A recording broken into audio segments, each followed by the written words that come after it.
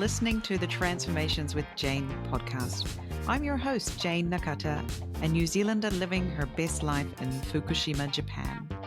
I'm a podcast consultant and the creator of Pod Launch with Jayne, a system that helps you create your dream podcast without all the drama and hassle, leaving you more free time to do the things you love to do. This show is for people who want to hear stories of women who are doing amazing things here in Japan and across the world. You'll find loads of inspiration for how you can live your best life wherever you are. I'm glad you're here. Let's get on with the show.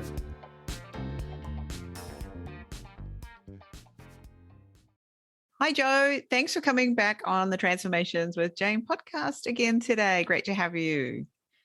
Hi, Jayne. Thanks for having me. So for those of you who don't remember it, this is Jo. She works with me on my Pod Launch with Jayne team. And we actually did an episode together last year that came out in early December. It was 116. And we were doing a check-in review the year episode. And I thought, well, it's nearly been half a year since we did this last episode. So why not get Jo back on the show and check in with her and see how she's going? So thanks for coming on the show, Jo. Where are you calling in from today? Well, currently I'm living in Tauranga in a place called Omokoroa, which is on a peninsula surrounded by water, and it's incredibly scenic and very different to the city that I was living in when we last recorded. That's right. So last time we recorded, you were in Auckland, which is the biggest city in New Zealand. And I don't think you were living on a peninsula with water all around you. Definitely not. No. And you were just at the end of, was it a 3-month lockdown? Yes, it was mid-August to December, January. So we were allowed to leave Auckland, I think, just before Christmas. Right. But I didn't. It just felt a bit scary. So I would say that it kind of felt more like it extended to the new year. Right. That was a long time that you were locked down in Auckland and only going out for, food and, getting supermarket shopping or sort of stuff like that, right? And yes. Kids were stuck at home. Nobody could go to work unless they were one of those essential workers. And so, but now you're calling in from Tauranga, which if you look on the map in New Zealand, it's sort of south and out to the east of Auckland, and this beautiful view. And I think we'll put some of we'll share some of your photos of of the view that you have now where you live on Instagram so people can see just what an amazing place it is. And so how did you end up there? Well, I had made the decision last year. I turned 40 and I had said to my sister-in-law that I was living with, I would like to move out of Auckland before I'm 40. But then the lockdown happened. Had my 40th birthday in lockdown, and I still wanted to just have a change of pace and a change of lifestyle. And I had lived in Tauranga before I moved to Auckland. So it seemed like I don't want to say easiest, but it just seemed like it was a known entity. I knew Tauranga. I had friends here that I'd kept in contact with, and I knew that it was lovely and scenic and that I really liked the people. So I had just kind of said that out loud, like, I want to move to Tauranga in 2022.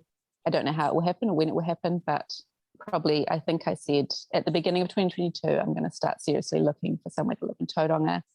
But then at the end of 2021, one of my friends kind of took that and ran with it. And she said she was looking to move.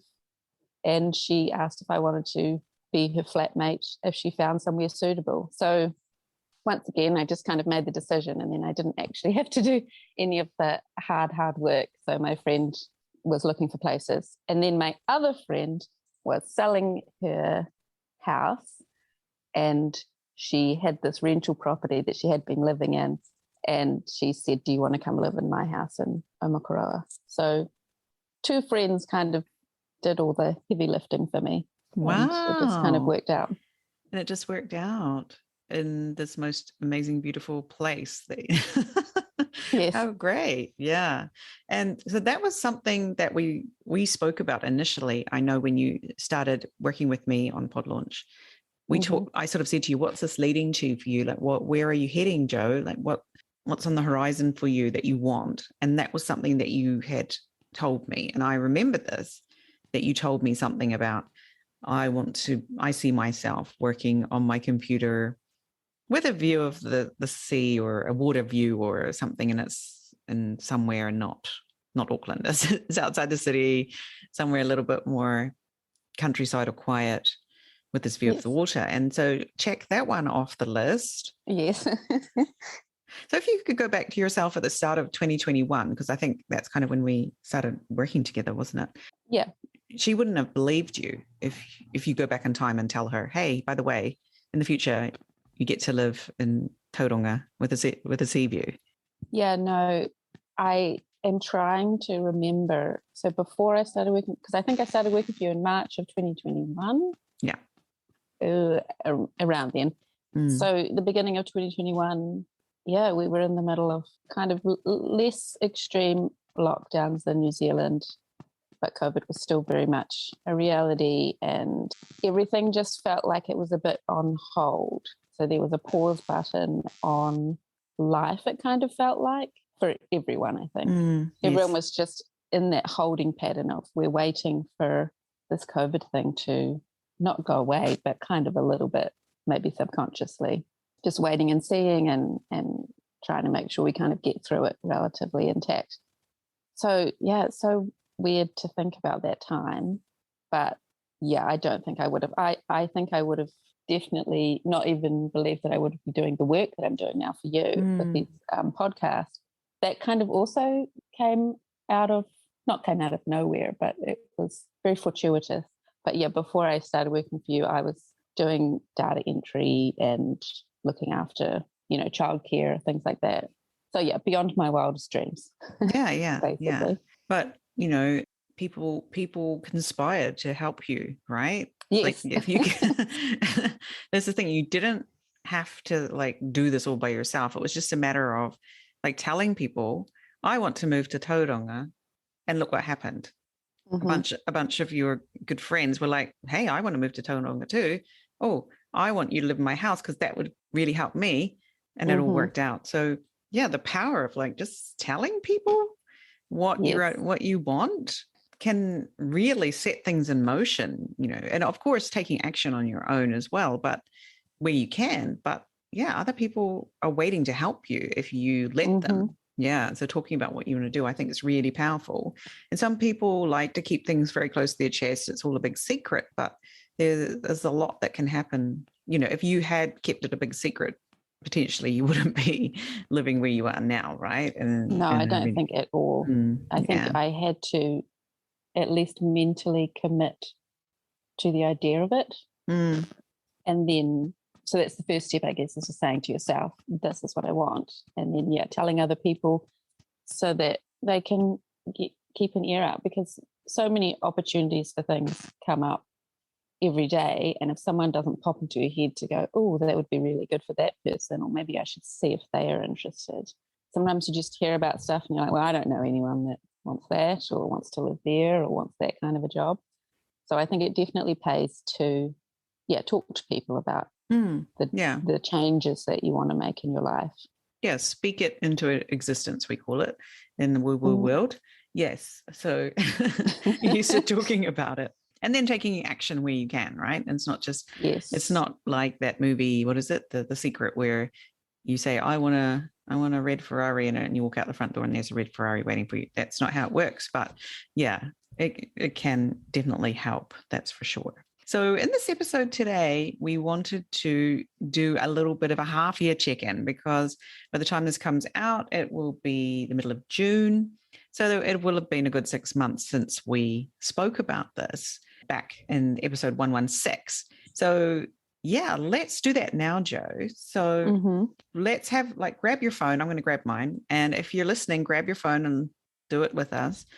Just look back, see what you have done this year. Go back to January and see what have you been up to.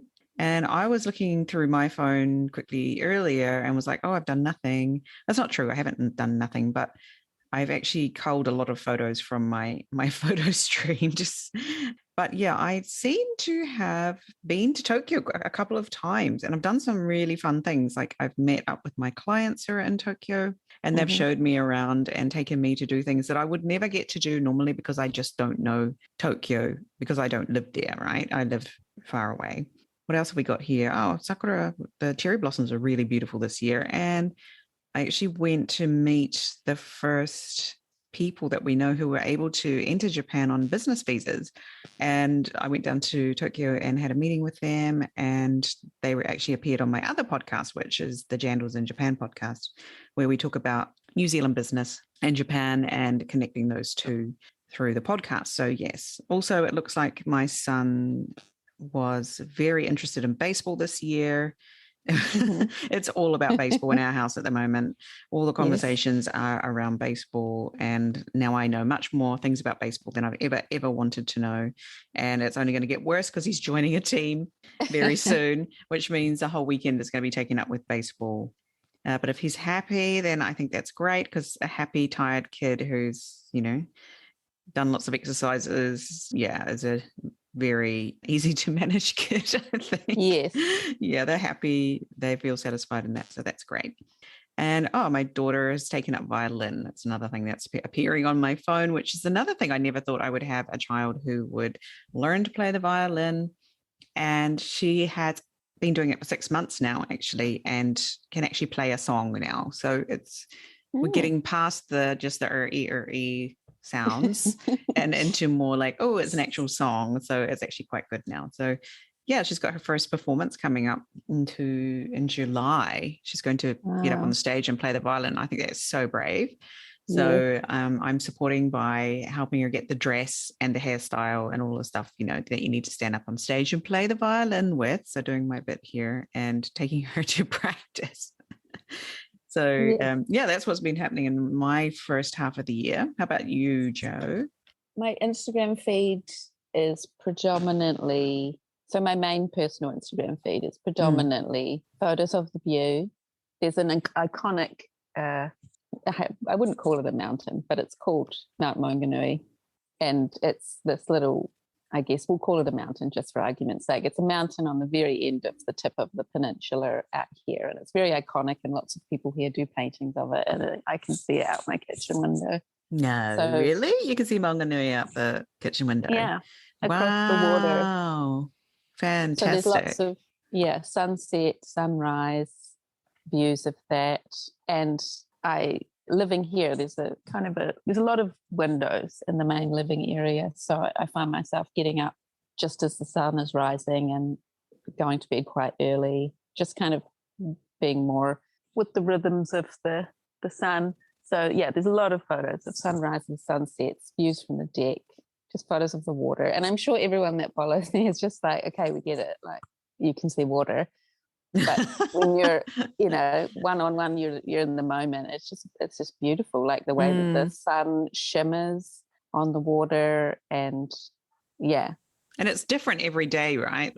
Like even though it's another sunset, it's a different sunset to the one you saw yesterday or last week, whatever, I think. Right? Yeah. So actual activity, I took photos of moving, me stacking all of my worldly possessions in the carport. And when I go back and visit Auckland and my family there, I take a lot of photos of me and my nephews playing games and things. But the majority of it here is just the view. And also I've been volunteering a lot at some local community art galleries. So I took some photos of that as well. But it's just a slower pace. You look on the Instagram and you just kind of sense that slower pace of life and a lot of nature, appreciating nature, and completely different to like city life where it's like go, go, go and overstimulation and people everywhere. So that's kind of what my Instagram feed looks like. Okay. And do you think it suits you? This new... Oh, yes. Oh, yes. Yeah, I'm feeling super jealous listening to you talking about all this water views and nature. And I mean, obviously, I live in a very lovely neighborhood, but I don't have a water view, which is every New Zealand person's dream, right? Is to have a view with water. Yes. I think if you've got that, you've kind of made it in the housing sort of market, right? Like if you've got a view with water, you can be happy and you can die happy, basically. Yeah. That's very inspirational. So yeah, go over and check Instagram. What's your handle? It's at. So I have two. So I have my personal one, and then I have my kind of art-centric one. So the art-centric one is, as opposed to all the scenery, it's photos of a lot of progress shots. I don't know what the psychology behind this is, but I really enjoy posting publicly unfinished artworks that are progressing, because I think it makes me want to finish them, and it also makes other people maybe who are on Instagram go, oh, okay, this is just, I don't know, it takes some of it's not perfect, so it's just showing progress rather than look how amazing this finished artwork looks. So yeah, if you follow the Instagram at Tindling Jo, you'll get a lot of art content and just progress on how it's all going. And then I have my personal one, which is Jo Tindling. Very imaginative handles. So one way or the other, you're going to find her, and you can find the other account. Yeah. Yes. Very good. Yeah. So you do, in your other life, and you're not helping me with Pod Lunch with Jayne, you're doing a lot of artwork. You're volunteering in the art world in Tauranga at art galleries. And so you've also ticked off one of the things that you wrote down during our planning session at the end of last year, right? Which is to have your own art exhibition. Yes. So the community art space in Tauranga, it's at this place called the Historic Village. And this is kind of a thing that New Zealand, like we had one in my hometown. It's like this kind of colonial village with old buildings and old technology, and school children are meant to come around and look around. But the one in Tauranga, they've converted a lot of it into art spaces. So for community artists who maybe don't get a look in it, like more at other art galleries, shall we say. So I've been volunteering there at the different art spaces, and through making those connections, I was able to put some of my art in the retail gallery and also book an art exhibition, a solo art exhibition in the exhibition space. And that's going to happen January next year. Yeah, so quite a bit of a runway time needed for an art exhibition. You don't just go, yeah, okay, let's do that next weekend.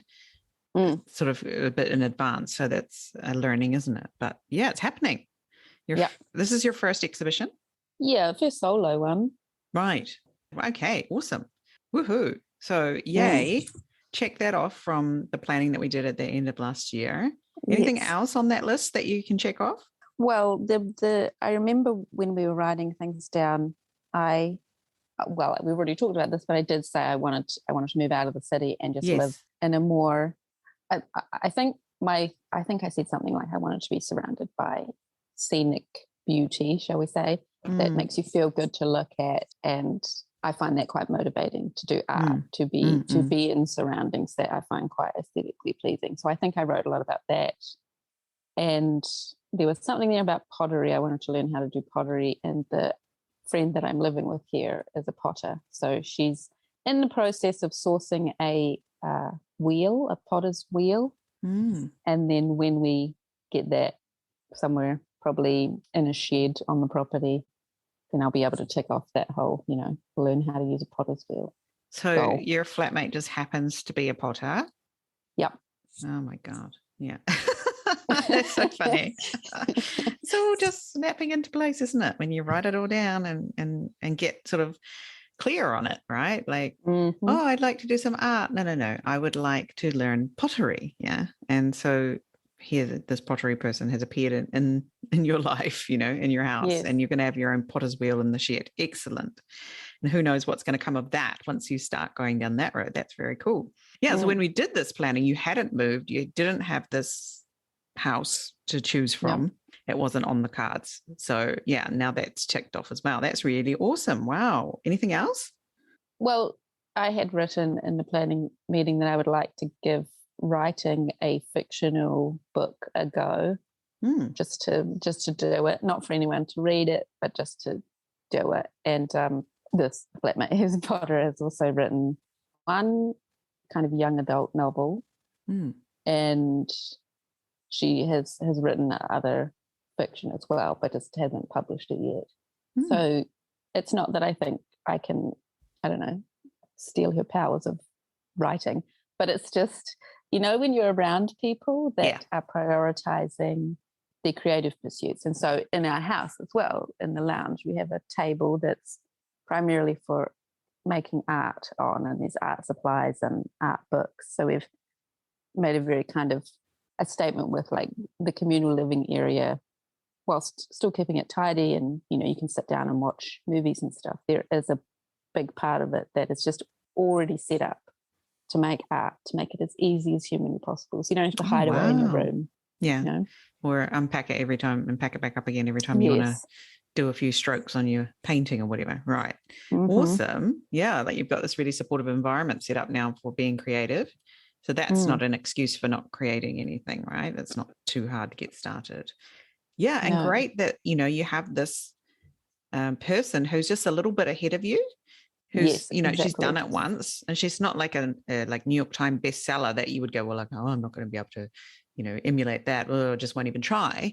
But she's just a little bit ahead of you, and she can say, oh, yeah, you need to be writing more often, or, oh, yeah, this is how you self-publish, or whatever. So, yeah, that's really awesome. How exciting. So how's the novel coming along? Have you started? I don't have a good routine, but I do. Sometimes I'll listen to a song and something will pop into my head, so I write it down. Or if I say I think I just need that kind of quiet time, then I will sit down and write something in a very first drafty kind of way. Nothing that I would want anyone to read just yet. But yeah, the ideas are coming, and it's that thing you said of having a supportive environment. It's like there's the space and the time to do it. And yeah, the environment, both scenic and practically, is kind of, it's making it almost impossible not to do it. So yeah, I wouldn't say that the writing is progressing as fast as the art, because the art has a deadline, and I know I need to fill a space with artworks by January. So I guess it's more concrete. But the writing is kind of like, it's happening in bits and bobs. But I'm not stressing about the writing. I'm just finding it quite nice just to do it when I want, and not force myself to, stress write or anything like that. Well, that's the thing. Not everything needs to be related to some outward thing. Like, you have your exhibition to work on. That's plenty. And if you're writing for fun, that sounds like a great idea, rather than, I have to get my novel ready by the end of the year as well. Right? Let's just have some fun for the sake of fun. And maybe it's writing. Yeah, exactly. And if it's not fun anymore, it's like, why is that? What am I doing that's making it's not fun anymore? Especially creative stuff.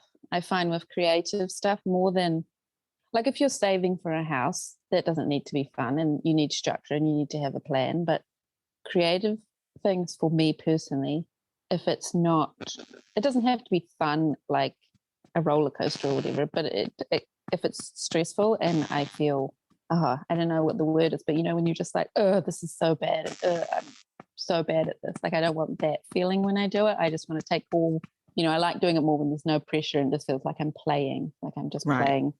And it could be good, could not be, I don't care. It's the doing it that matters. So with creative stuff, I just find you need to kind of take joy in the doing of it and not think about the end result too much or how it will be received.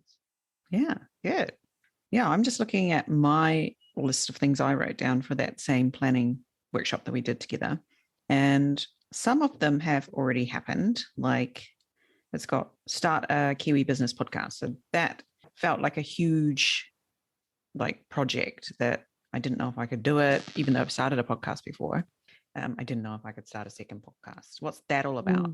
But mostly it was like time-wise, because I know how long it takes to do a podcast. Do I really have time to do a second podcast when you've already got one podcast? What are you doing? But starting that podcast, it's not about the podcast as such. It's about the network and the people that I'm meeting and the things that are happening around the podcast that are just amazing. And that's not something that I could have predicted from just this idea of starting this Kiwi business podcast. So, we've had people come to Japan who we've met, who we've helped with, introductions, and we've helped them avoid cultural pitfalls and things that could have derailed their sales tour around Japan and things. So it's just really great. And it's kind of being an ambassador. And my high school self wanted to be in the Ministry of Foreign Affairs and be a foreign diplomat.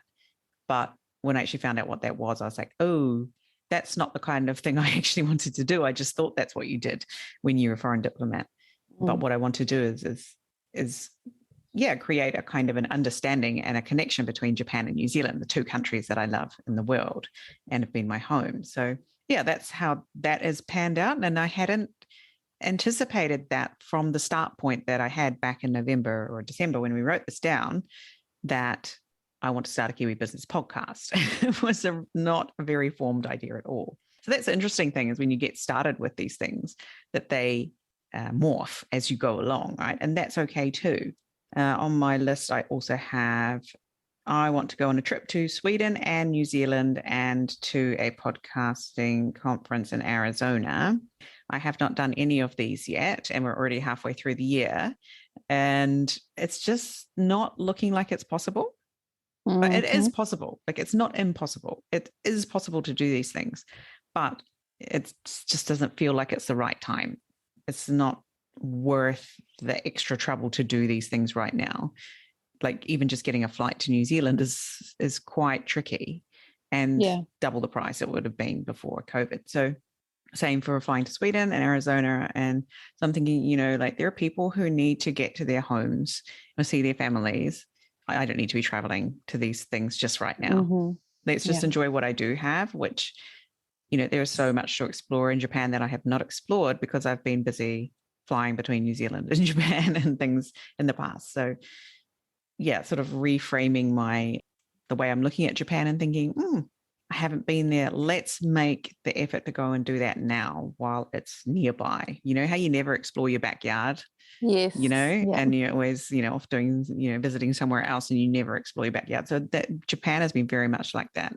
We've only traveled to, my husband's family's house a million times and not other places. So, come on, let's tick off a few places here in Japan as well. What else have I got on here? Oh, launching my DIY course for a podcast, especially for women. That's happening slowly, isn't it? Very slowly, but it's happening. We're getting there. And I think, like you, I just need to know that someone's waiting for it. Like, if I get one person sign up for the waiting list, I'll be like, okay, off to the races. Let's just get this done because so-and-so is waiting. Yes. But we're not at that point yet. So I'm sort of dawdling over it. And, obviously I have a lot of other things to do as well. And things are going very well for my business. I don't need to launch this podcast DIY course, but I want to, because I know that there's an unserved market there that needs this. So working on that. I've also written down that at the end of the year, I am in the best shape of my life. Well, a little bit far off from that. So it's good to have that there and just be a little bit of a kick up the bum and wake up call that, come on, let's get back to what makes you successful with your fitness and your health. So yes, good reminder there. And I've got stuff about golf on here as well. Golf is in the process. Golf. I remember that. Yeah, right. So my husband very kindly bought me a set of golf clubs, beautiful set of golf clubs that he found on sale. But anyway, he bought me this beautiful set of golf clubs. And I was like, okay, and so we've been in the garden whacking these golf balls they're soft ones, so they don't smash windows or anything. Just to practice, to get to a point where we can go to golf lessons. And my daughter is actually very good. So I'm hoping to take her with me and do it together as a nice mother and daughter activity. on the weekends. So that's happening as soon as my son gets into his baseball club and that we get that sorted out, like what that looks like, then we're going to add the golf for the girls. So the girls are going to do golf. The boys are going to do baseball. Sounds good to me. Yeah. I don't have to do too much baseball. Yeah, so that's what's happening here. So I think it's good to take a look at these things after 6 months and say, what could I check off? Like magically, some of the things have happened, right? Same for you. Mm-hmm. What do I need to recalibrate? Like when I look at that, I'm like, why did I even want that? Like 6 months ago, it sounded like a good idea, or, I think I wanted that, but actually it's not important to me anymore. Strike that off the list. Yeah. Is there anything on your list when you're like, when I look at that now, I'm like, yeah, nah, I don't need that? Well, you were talking about fitness, and I definitely have some. I once again said I've been healthy this year. I've gone for regular walks and eaten healthily, and I have eaten more healthy. But it's. I think when one of your goals starts taking off, it's very easy to get tunnel vision, and so because moving here has mostly seemed to have been about the art. Yeah, I think I did need to look back at these goals and just say, there's other stuff as well. It's not just about the art. So there are some things that maybe there's nothing on here that I'm like, no, I don't want to do this anymore. But there's definitely things on the list that I could be doing a little bit as well. Yeah, like they hadn't nothing been too a priority. overwhelming. Yeah. You've forgotten about. I've got here, my home is free of clutter. Yeah, Yes. I completely forgot about that one. And sometimes I just don't even know where to start. But yeah, anyway, that was something to I think, because I'm a marathoner, the idea of having like one of those Marie Kondo weekends where you just totally trash your house and declutter everything at once. I can't do that. Yeah, like for me, it's got to be like, okay, today I'm going to do this drawer. Tomorrow I'm going to do that drawer. And I think I'm the same. Yeah, that's how I would approach it. But I'm not approaching it. I'm avoiding it. Mostly because I don't want to have discussions with people about like, oh, can I throw this out? No, I need that. My belly button hair from 1984 or whatever it is. It's just, no, you don't need the shoes that you've had since I met you 20 years ago and I've never seen you wear once. Like this is a true story, people, of a pair of, I'm sure they cost you a lot of money 20 years ago, but I have never seen you wear them. Like really, come on. Yeah. Let's put them on New Zealand, it's trade me, right? In Japan, it's mekari. Yeah. Yeah. Anything that needs to go on the list moving forward? Are you like, oh, I'm sure. Anything you can share with us on the Transformations with Jayne podcast? I recently started looking into not art, but kind of selling things with my designs on them online. So I'm still trying to figure that out through things like Etsy and stuff, but it's not, a piece of art. It's like a phone case or a cushion with a very kind of basic but colorful pattern on it. So I'm still trying to see if that's something I want to invest more time in. I think that's probably something that I will do if it's not too time consuming. And monetizing your art in some way. Yeah. Yes, and it's reproducible. It's not just one artwork and then I will never be able to reproduce it. It's just like, here's a pattern with some pretty colors. I'm going to put it on different things and maybe people will like it. But I'm still trying to get my head around that. I'm sure there are many things that need to be added to the list. Yeah, so you mentioned your values of growth, creativity, and what was the other one? Can you remember? Well, there was autonomy, freedom. I think those were creativity, autonomy, growth, and freedom. Right. And you said that growth was your top value. And it sounds like, you're obviously growing, like you've got this first solo exhibition coming up.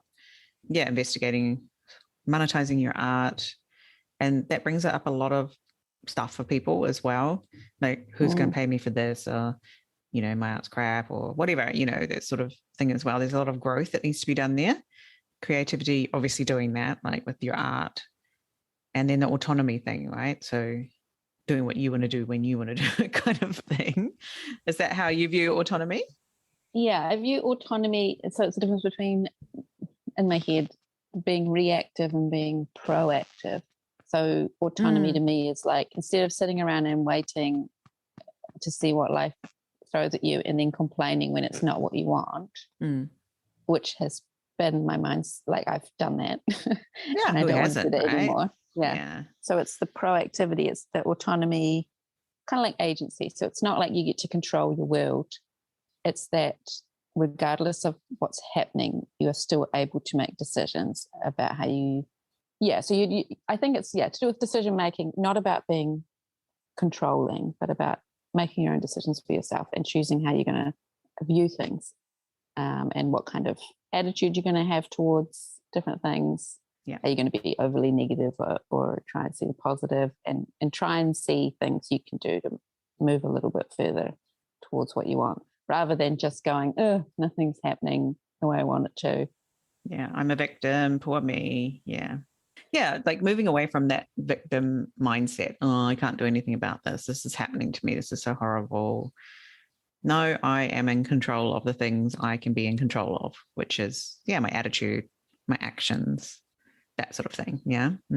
Yeah. And even just asking for help. Like, there are so many things you can do, even if you are going through a rough time, that make your life easier. And it could just be changing your perspective, or it could just be having some faith that it'll work out, or it could be asking for help. I mean, I'm not going through anything hard now. I've got quite a nice, living arrangement where I am free to make these creative decisions. So I guess if you don't have anything bad going on, autonomy is just about like actually taking the time to think, well, what do I want next? And what's a little thing I could do now to get further on the way to that goal? Mm-hmm. Yeah. Yeah. Or maybe it's recommitting to what you've already chosen. Yeah, I choose this life. For me, it's, I choose to live in Fukushima now, rather than doing something else, because this is what is best for me. So I'm going to enjoy myself and make the most of it. Yeah. Recommitting, or so like one of my dreams is to build my dream house in New Zealand, right? And in the most beautiful part of New Zealand that I know, which is quite different to where you are. But it's not the right time now. There's just so many things that would make it more difficult. And now it's a time for dreaming about that. Like, what might it look like? How would we use it? How many barbecue areas do we need? Sort of how many like the outdoor living, right? Is so important in New Zealand. How where are we going to put the outdoor living areas? Because there's a wind that comes off the lake and all of this, sort of things. Enjoy, like, how will I spend my time there? I would, and like sort of like this spending time sitting outside eating is a big thing for me. And I loved being able to do that more when we were in Sweden. And in Japan, it's very difficult to do because the weather is against you a lot of the year, and then the insects are against you for the other part of the year, kind of thing. So, now is the time for outdoor eating and things. So I'm always like, oh, can I eat my breakfast outside? Can I eat my lunch outside? Can I sit outside with a coffee? Is it beer o'clock in the garden? It's good to reaffirm those things that, even though that's in the future for me, this dream house that I want to build, I can take that piece of the future that I'm looking at, which is this sort of outdoor living, right? And bring that into my current life now, right? In some way. Maybe it's not going to be with the most beautiful outdoor furniture that you've ever seen and the perfect deck and, the view of the mountains, etc. But I can still sit out in my garden and enjoy a cup of coffee right now. Might not be the perfect weather, or, I might have to look at my neighbor's fence or whatever, but it's bringing part of that dream future into the now. So how can you do that with the things that you have on your list? Bring that into your today. So on your thing, maybe you have something that you can bring a little tiny part of that into what you're doing today, that, being the person who you are hoping to be in the future now. Is there anything like that? Well, I keep going back to the art because that just seems to be my focus at the moment. But the writing, for example, I know that starting writing, unless you're some kind of superhuman, you're not going to be, amazing at it when you first do it. And the doing it is how you get better at it. So maybe there's a dream of like, I want to, be an author that people want to buy the books of and things like that. But for now, I think you just, you do the little things that you can. It is hard though.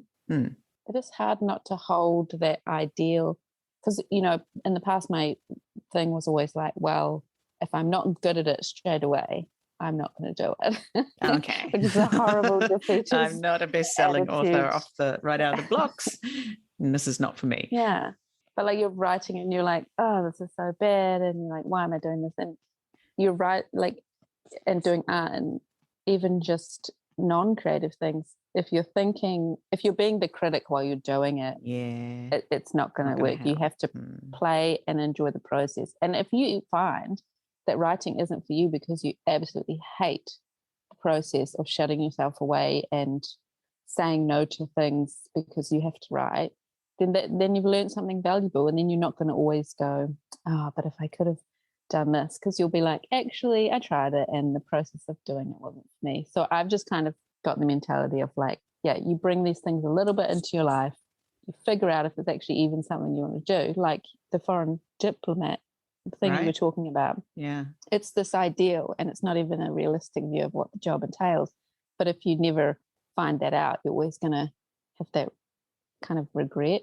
So a lot of things aren't as cool as you think they are when you're a teenager or even now. And it's good to find that out. A lot of things are just hard work, right? You just need to do the damn work. I was thinking, Jo, like this writing thing, if you were going to be, in the future when you are a published author, what does a published author do? Like they make a date with themselves to write. They take themselves off to some place that's inspirational and they write, or they sit down at their office and they write. But, for you now, you just like writing is a joy. So what does that look like? Well, it looks like me going to my favorite cafe, ordering my favorite drink and sitting there with my laptop and writing for half an hour. That's my date with myself. Would that be something you could do? Yeah, totally. Omokoroa has like one cafe, but it's still a viable thing to do. I could go walk down to the waterfront, go sit at that one cafe and with a laptop. I mean, I do it now when I remember, which is why this is good to have this conversation, because I kind of forgot that was on my list. But it doesn't even have to be a cafe. It can be done just outside, or it could be in a park on the deck. On the park. There's lots of walkways down to the water on this bit of peninsula that we're on. So, but I definitely do think making a date with yourself, and that idea of going to a cafe and ordering a nice drink and then sitting there with a laptop, I like that idea a lot. And if you make it so that you don't have the internet or your phone, I think that's probably the ideal, because then you don't get distracted by other things. If you just have Word on your laptop. And you're offline. Yeah. That's something I definitely could do. Yeah. Oh, awesome. Yeah. I hope you put that on your schedule and enjoy it. Have fun. That sounds super fun, right? Like, talk about living the dream. You don't even have to have sold a book and you're already living the dream, right? You're just going down to the cafe, looking at the beautiful view, writing on your laptop, and it doesn't have to be part of your, how you get paid or anything just now, but maybe in the future it will be. But you're already living that life of the published author, right? Let's just imagine that that's what published authors do, but maybe their life is a bit different. But that's definitely inspirational. And so I'm sure lots of people listening will be going, I want to do that, Jo. Like all you have to do is wander down to the cafe and you can do that, because that's simple to be living your dream. That's so cool. Yeah, I hope you'll do that a little bit more going forward, and who knows what will happen. Yeah. Oh, exciting. I definitely will. I think I just wrote it down on my diary. I was like, there you go, do this, because then also you're going for a walk, and that was also on my list. Go for more walks. You'll walk there, do your writing, walk home again. 2 things checked off. There you go. Don't order the cake. No. You just stick with the beverage. Don't even look at the cakes, Yeah. All righty. Yeah, well, thanks so much for coming on the show today. And like doing this little check-in with the listeners. And I hope that if you're listening, you've been checking in with yourself along with us. We've just been having a bit of a jam session here, but already Jo's come away with a couple of things. I've recommitted to a couple of things as well. And let's see how the next 6 months go, right? And there's always a chance for a fresh start. So if you are like, yeah, all of this stuff that I wrote down last year sucks, I don't want to do any of it, well, just start again. Let's just give it a go. Commit to something, just one thing, whatever it is, and just see where it takes you. Because I know that committing to podcasting a year and a half ago, that was what I did in 2021 in January. I just said, right, I feel like I can't handle anything else right now. I'm just going to commit to podcasting. I'm not going to do my coaching Japanese women or anything that I used to do, just doing this one thing. And here we are today, things going really, really well. So yeah, commit to something and see how it goes and enjoy yourself. Yeah. Yes. But having a little bit of direction, I think is really helpful. And those things where you can check back in with yourself and go, look, I did that. Wow. Me of 6 months ago didn't even know that this was possible. And look at me now. So that is really important to stop and see how far you've come, because it's endless, right? You're not going to get there. Do you know what I mean? There's no end. Yeah, there's always more. There's always more. There's always something. And when you get to point B, which is where you think you want to go, you'll be like, is this it? Like, actually it's C. But if you don't, enjoy the process along the way, then it's kind of been wasted almost, right? So enjoying how you're going, enjoying the process and taking stock of how far you've come is all, really important for that journey. So thank you so much, Jo. We'll have you back on the show again, check in with you again at the end of the year, I guess, and see how things are progressing with this exhibition and other projects and things as well.